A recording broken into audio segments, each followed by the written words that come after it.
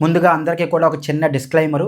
ఇది రివ్యూ లాగే బేసిక్‌గా ఉంటుంది గానీ, it's a more than review అంతకు మించి. మెయిన్ వాపస్ ఆవుంగా ఇది డైరెక్టర్ ఇంతియాజ్ అలీ యొక్క లేటెస్ట్ ఫిల్మ్. నేను జనరల్‌గా తెలుగు సినిమాల్ని లేకపోతే తెలుగులోకి డబ్ అయిన సినిమాల్ని మాత్రమే రివ్యూ చేస్తూ ఉంటాను. కానీ ఈ హిందీ సినిమాని రివ్యూ చేయడానికి ప్రధాన కారణం ఏంటంటే, ఇది చాలా మంచి సినిమా. మీరు ఈ సినిమాని థియేటర్లలో చూడకపోయినప్పటికీ కూడా ఓటీటీలోకి వచ్చిన తర్వాతైనా సరే చూస్తారన్న ఒక సదుద్దేశంతో ఈ రివ్యూ చేస్తున్నాను. మీకు హిందీ రాకపోయినా పర్లేదు, భావాన్ని అర్థం చేసుకునే ప్రయత్నం చేయండి. సబ్‌టైటిల్స్ కూడా ఉంటాయి. మీకు చాలా ఈజీగా అర్థమైపోతుంది కథ. ఇంకా సినిమా గురించి వస్తే మెయిన్ వాపస్ ఆవుంగా. దీని true translation I will come back, నేను తిరిగి వస్తాను అనే అర్థం వస్తుంది. మీకు ఈ సినిమా టైటిల్ చూస్తేనే అర్థమవుతుంది ఇది ఒక ప్రామిస్‌కి సంబంధించినటువంటి కథ అని. 1947లో మనకి ఫ్రీడమ్ వచ్చినప్పుడు మనం 2గా విడిపోయాం. ఒకటి పాకిస్తాన్‌గా, 2 ఎప్పటి భారతదేశంగా. ఆ పార్టీషన్ దాని యొక్క హారర్స్ గురించి ఇక్కడ సౌత్ ఇండియాలో చాలా మందికి పెద్దగా తెలీదు. అదే నార్త్ ఇండియాకెళ్తే పార్టీషన్ అనేది అదొక పెద్ద పీడగల. ఎస్పెషల్లీ నియర్ బార్డర్ స్టేట్స్ అయినటువంటి Punjab, Haryana, Jammu Kashmir, west Bengal states partition వల్ల చాలా ఎఫెక్ట్ అయ్యాయి. కొన్ని పదుల లక్షల మంది జనాభా చనిపోయారు. లిటరల్‌గా శవాలతో ట్రైన్స్ రైల్వే స్టేషన్స్‌కి వచ్చేవంట. అందులో మ్యాక్సిమం ఎక్కువగా ఆడవాళ్లే ఉంటారు అని చెప్పి నేను బలంగా నమ్ముతున్నాను. ఎందుకంటే భూమి మీద మానవుడు యుద్ధాలు చేయడం ప్రారంభించినప్పటి నుంచి కూడా విమెనే ఎక్కువగా సఫర్ అయ్యారు. ఇక్కడ ఇది ఇలాగే ఎందుకు జరుగుతున్నది అన్న దాని గురించి ఒక చిన్న బేసిక్ సైకాలజీ అందరికీ అర్థమయ్యేలాగా మాట్లాడుకుందాం. నీకు ఒక వ్యక్తి మీద కోపం ఉందనుకోండి, ఆ వ్యక్తిని డైరెక్ట్‌గా అటాక్ చేసినా సరే నీకు ఆ వ్యక్తి మీద కోపం తగ్గట్లేదు. మగాళ్ళు బయట ఆడవాళ్ళని ఎలా చూస్తారు అన్నది పక్కన పెట్టేస్తే తమ ఇంట్లో ఆడవాళ్ళని మాత్రం చాలా ప్రొటెక్టివ్‌గా, సెక్యూర్‌గా చూసుకుంటారు. ఇప్పుడు నువ్వేం చేస్తున్నావు? నీ శత్రువు నువ్వు ఎంత అటాక్ చేసినా సరే వాడు నువ్వనుకున్నట్టుగా చలించట్లేదు కాబట్టి వాడికి ఏదైతే ఇష్టమో, వాడు ఏదైతే కేర్ చేస్తాడో వాళ్ళ ఇంట్లో ఆడవాళ్ళు కాబట్టి వాళ్ళ ఇంట్లో ఆడవాళ్ళని నువ్వు అటాక్ చేస్తున్నావు. అప్పుడు నీ శత్రువు నువ్వు ఎలాగైతే చలించాలనుకుంటున్నావో అలా చలిస్తున్నాడు వాడు. అది నీకు నచ్చింది, నువ్వు సాటిస్ఫై అయ్యావు, నీ పగ చల్లారింది, నీ కోపం తగ్గింది. అందుకే ప్రపంచంలో ఉన్న ఏ భాషను తీసుకున్నా సరే మ్యాక్సిమం బూతులన్నీ కూడా ఆడవాళ్ళ చుట్టూనే తిరుగుతూ ఉంటాయి. ఒకవేళ మగాళ్ళ మీద బూతులు ఉన్నా సరే అవి అంత ఎఫెక్టివ్గా పని చేయవు. ఎందుకంటే మగాళ్ళు ఒకళ్ళ మీద ఒకళ్ళు నచ్చినప్పుడు అటాక్ చేసుకున్నా సరే వాళ్ళ యొక్క ఈగోలు సాటిస్ఫై అవ్వట్లేదు. వాళ్ళ ఇంట్లో ఉండే ఆడవాళ్ళని అటాక్ చేస్తేనే వాళ్ళ యొక్క ఈగోలు సాటిస్ఫై అవుతున్నాయి. ఇది నేను చాలా కింద స్థాయిలో చెప్పినటువంటి ఒక బేసిక్ ఎగ్జాంపుల్. ఇదే హయ్యర్ లెవెల్లో జరిగితే ఒకప్పుడు ఖండాల మధ్యన లేకపోతే రాజ్యాల మధ్యన పెద్ద పెద్ద యుద్ధాలు జరిగినప్పుడు ఓడిపోయిన రాజ్యంలో ఉండే ఆడవాళ్ళని బలవంతంగా ఎత్తుకు వెళ్ళి వారిపై దారుణమైన అఘాయిత్యాలు చేసేవారు. ఓడిపోయిన రాజ్యంలో ఉండే మగాళ్ళ మీద ఉండే కోపాన్ని వారి యొక్క ఆడవాళ్ళ పైన తీర్చుకునేవారు. ఓడిపోయిన రాజ్యంలోని స్త్రీలపై ఎలాంటి అఘాయిత్యాలు చేయకూడదు, వాళ్ళని గౌరవించాలి, ఆ స్త్రీలని మన చెల్లులుగా, మన అక్కలుగా, మన తల్లులుగా, మా దుర్గామాతలాగా చూడాలి అని చెప్పి చేసి చూపించినటువంటి మహోన్నతమైనటువంటి వ్యక్తి ఛత్రపతి శివాజీ మహారాజ్. అందుకే ఆయన చరిత్రలో చాలా గొప్పగా చిరస్మరణీయంగా నిలిచిపోయాడు. అందరూ ఛత్రపతి శివాజీ మహారాజులు ఉంటారా? అలాంటి మహోన్నతమైనటువంటి వ్యక్తులు 100కో 1,00,00,000కో ఒక్కరు ఉంటారు. అట్లీస్ట్ పార్టీషన్ టైంలో అయితే అలాంటి వారు ఎవ్వరూ లేరు అని చెప్పి నేను బలంగా నమ్ముతున్నాను. పార్టీషన్ టైంలో మతాల మధ్యన వచ్చిన చిచ్చు ఆడవాళ్ళకి తీరని అన్యాయం చేసింది. ఇక్కడ నేను మగాళ్ళు చనిపోలేదు అని నేను అనట్లేదు. ఈక్వల్గా విమెన్తో సమానంగా మగాళ్ళు కూడా చనిపోయే ఉంటారు. కానీ విమెన్ హారిఫైయింగ్గా చనిపోయారు. ఒక కత్తిపోటుకి ఒకే దెబ్బకి చనిపోవడం వేరు, శత్రువులు చేసే అఘాయిత్యాలు, దారుణాలు భరిస్తూ ఆ బాధని తట్టుకోలేక చనిపోవడం వేరు. అలాంటి సమయాల్లో సెల్ఫ్ రెస్పెక్ట్తో పాటు ధైర్యం కూడా ఉన్నటువంటి విమెన్కి ఉన్న ఏకైక ఆప్షన్ ఏమిటి?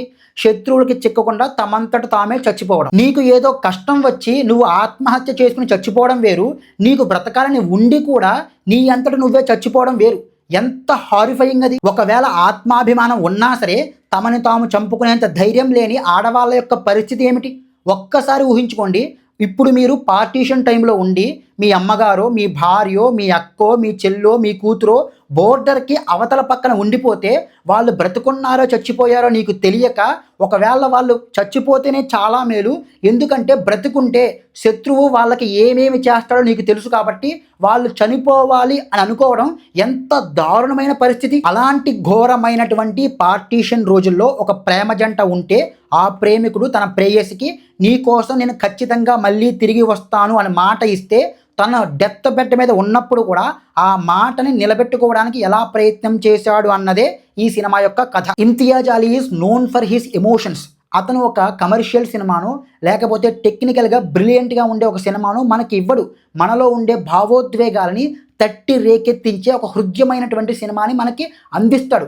ఈ సినిమా దానికి ఒక తార్కాణం. ఇంతియాజ్ అలీ ఈ సినిమా ద్వారా ఓవరాల్గా మైగ్రేషన్ గురించి చెప్పే ప్రయత్నం చేస్తే అతనిలో ఉన్నటువంటి దర్శకుడు అంతర్లీనంగా చాలా విషయాలని చెప్పే ప్రయత్నం చేశాడు. ఫర్ ఎగ్జాంపుల్, ఈ సినిమాలో ఒక లవ్ స్టోరీ కింద 78 సంవత్సరాలు గడుస్తున్నా సరే తను ప్రేమించిన అమ్మాయి గురించే ఇంకా వెయిట్ చేస్తూ ఉన్నటువంటి నజరుద్దీన్ షాని చూపిస్తే, మరోవైపు దిల్జిత్ దోసాంజ్ క్యారెక్టర్ ద్వారా ఇప్పుడున్న కరెంట్ జనరేషన్ ప్రేమకి సరైన అర్థం తెలియక ఎలాంటి కన్ఫ్యూజ్డ్ స్టేట్లో ఉన్నారు అన్నది కూడా చూపిస్తాడు. ఈ జనరేషన్ ఇంత కన్ఫ్యూజన్తో ఉండడానికి ప్రధాన కారణం ఏమిటంటే ఆప్షన్స్ బాగా పెరిగిపోవడం. నేను నా లైఫ్లో జరిగిన ఒక చిన్న ఎగ్జాంపుల్ మీకు చెప్తాను. నేను ఈ కామర్స్ సైట్స్లోకి వెళ్ళి స్లిప్పర్స్ కొనాలని చెప్పేసి విపరీతంగా అన్నీ సెర్చ్ చేస్తాను. ఎందుకంటే చాలా ఆప్షన్స్ ఉంటాయి. నాకు ఒకదాని నుంచి ఒకటి నచ్చుద్ది, ఇది బాగాలేదు అది బాగాలేదు అనిపిస్తుంది. ఫైనల్గా ఒక 10-15 కార్ట్లో పెట్టి అది కొందాం ఇది కొందాం అని చెప్పి ఏది కొన్నాం. అదే నేను ఒక ఆఫ్లైన్ స్టోర్కి వెళ్ళాను అనుకోండి, అక్కడ ఆయన 2-3 ఏవో రకాల ఆప్షన్స్ చూపిస్తాడు. నేను ఏదో ఒకటి సెలెక్ట్ చేసిన టప్మని తీసుకుని వచ్చేస్తాను. ఈ జనరేషన్కి ఆప్షన్స్ బాగా పెరిగిపోవడం వల్ల వాళ్ళకి ఏమి నచ్చుతుందో, వాళ్ళకి ఏమి కావాలో కూడా వాళ్ళకి తెలియట్లేదు. ఈ విషయాన్ని చాలా సటిల్డ్గా ఎఫెక్టివ్గా చెప్తాడు దర్శకుడు ఇంతియాజ్ అలీ. దర్శకుడు ఈ సినిమా ద్వారా కర్మ సిద్ధాంతాన్ని కూడా చూపిస్తాడు. మగాళ్ళు తమ యొక్క స్త్రీలని రక్షించలేదు కాబట్టి ఆ మగాళ్ళు ఉండే కుటుంబంలో మేము ఉండము అని చెప్పేసి స్త్రీలు శపించారు అన్నట్టుగా చూపిస్తాడు. ఇక్కడ వరకు ఓకే. మరి అప్పట్లో ఉమెన్ మీద అత్యంత దారుణంగా అత్యాచారాలు చేసి వాళ్ళని అఘాయిత్యాలు చేసి చంపిన వాళ్ళ యొక్క పరిస్థితి ఏమిటి? వాళ్ళు తప్పించేసుకున్నట్టేనా? కానే కాదు. ఎప్పటికీ కూడా పంచభూతాలలో ప్రతి ఒక్కళ్ళు చేసే ప్రతి ఒక్క తప్పు, అంటే వాళ్ళ యొక్క ప్రతి కర్మ, అది మంచైనా చెడైనా సరే పంచభూతాల్లో నిక్షిప్తమై ఉంటాయి. వాళ్ళు ఖచ్చితంగా ఆ ప్రతిఫలాన్ని అనుభవించాల్సిందే. అప్పుడు ఇప్పుడు ఎప్పుడు అని లేదు. ఇప్పుడు కూడా చాలామంది ఏం చేస్తారంటే చాలా స్త్రీల పట్లే కాదు అదర్ తప్పులు కూడా చాలా చేస్తారు. కొంతమందికి శిక్షలు పడతాయి, కొంతమంది వాళ్ళ యొక్క మనీని పొలిటికల్ పవర్ని ఉపయోగించి బయటకు వచ్చేస్తారు. మేము తప్పించేసుకున్నామని సంబరపడిపోతారు. కానీ అలాంటిది ఏమీ జరగదు. కర్మ ఎవరికి ఇవ్వాల్సింది వాళ్ళకి ఖచ్చితంగా ఇచ్చే తీరుతుంది. ఇంకా దర్శకుడు ఇంతియాజ్ అలీ సినిమాల్లో ఉండే అతి పెద్ద మైనస్ ఏంటంటే, నాకు అలా అనిపించేది ఏంటంటే, ఆయన సినిమాలు చాలా సోఫిస్టికేటెడ్గా అఫీషియల్గా ఉంటాయి. అందరికీ అర్థమయ్యే భాషలో చెప్పాలంటే ఆయన సినిమాల్లో మట్టి వాసన కనిపించదు. కేవలం మెట్రోపాలిటన్ సిటీలో ఉండే ఆ సోఫిస్టికేటెడ్ పీపుల్కి నచ్చేలాగా ఆయన సినిమాలు ఉంటాయి. ఆయన సొంత కథల వరకు అలా తీసినా పర్లేదు, కానీ ఒక పార్టీషన్ లాంటి ఒక రియల్ ఇన్సిడెంట్ని బేస్ చేసుకుని కథ రాసుకుని తీస్తున్నప్పుడు అలాగే సోఫిస్టికేటెడ్గా సటిల్గా తీస్తే ఏమవుతుందంటే ఆ హారర్స్ అన్నీ కూడా చాలా మైన్యూట్గా అనిపిస్తాయి. పెట్టారు, నేను మొత్తానికి పెట్టకుండా చాలా సటిల్గా తీశారని ఏం చెప్పట్లేదు.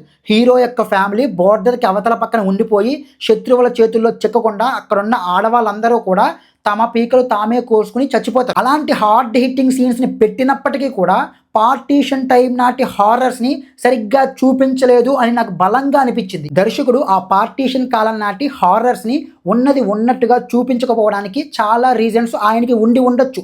మనం ఆయన యొక్క దృష్టికోణంలో ఉండి ఆలోచిస్తే ఆయన యొక్క భావజాల సిద్ధాంతం అయి ఉండొచ్చు, లేకపోతే పొలిటికల్ రీజన్స్ అయి ఉండొచ్చు, లేకపోతే ఇప్పుడు దీన్ని కెలికితే నాకేమైనా ప్రాబ్లం అవుతుందా అన్న భయం అయి ఉండొచ్చు, లేకపోతే యాజ్ ఎ ఫిల్మ్ మేకర్గా ఆయన ఒక చాయిస్ తీసుకుని ఉండి ఉండొచ్చు. నేను డెలిబరేట్గా హేట్రెడ్ని వైలెన్స్ని చూపించను అని ఏదైనా అనుకుని ఉండి ఉండొచ్చు. అలా చూపించకపోవడం తప్పు అయినప్పటికీ కూడా పర్లేదు, వదిలేద్దాం. కానీ ఆయన ఏదైతే కోర్ కథని ఎత్తుకున్నాడో దాన్ని కూడా చెప్పాల్సినంత ఎఫెక్టివ్గా చెప్పలేదు అని నాకు అనిపించింది. ఒక వ్యక్తి 78 సంవత్సరాలుగా ఒకే అమ్మాయిని అంతలాగా ప్రేమిస్తూ తను డెత్ బెడ్ మీద ఉండగా కూడా తను ప్రేమించిన అమ్మాయి తను చనిపోవడానికి పర్మిషన్ ఇచ్చింది అన్యాపదేశంగా అని తనకు తానే అనుకుని చాలా హ్యాపీగా తన ప్రాణాన్ని వదిలేస్తాడు. మీకు నేను ఇది చెప్పగానే మీకు విజువల్ సెన్స్ అనేది ఉంటే కనుక మీరు దీన్ని ఒక రకంగా ఊహించుకుని ఉండి ఉంటారు. కానీ సినిమాలో అలాంటి ఒక ఎమోషనల్ సీను చాలా చాలా డల్గా ఉంటుంది. ఆ క్లైమాక్స్ చూసిన తర్వాత దర్శకుడు ఆ కథకి సరైన న్యాయం చేయలేదు అనిపించింది. ఓకే, నేను ఆవేశంలో సినిమా కథ చెప్పేస్తున్నాను, స్పాయిలర్స్ కూడా చెప్పేస్తున్నాను. మీకు వీలైతే ఈ సినిమాని థియేటర్లో తప్పనిసరిగా చూడండి, లేకపోతే ఓటీటీలోకి వచ్చిన తర్వాతైనా చూడండి. ఎందుకంటే ఇది చాలా మంచి సినిమా, మీరు డిసప్పాయింట్ అయితే అవ్వరు. ఇంకా సినిమా టెక్నికల్గా చాలా బ్రిలియంట్గా ఉంటుంది. సినిమాటోగ్రఫీ కానీ మ్యూజిక్ కానీ ఎక్సలెంట్గా ఉన్నాయి. సౌండ్ ఎఫెక్ట్స్, మన తెలుగులో సౌండ్ ఎఫెక్ట్స్ ఎంత దరిద్రంగా ఉంటాయంటే ఒక్కసారి వెళ్ళి చూడండి అయ్యా.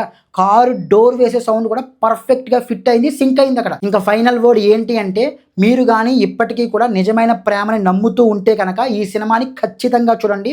మీరు ఆ ఎమోషన్ని ఫీల్ అవుతారు. ఇది నా మాట. That's it. జై హింద్.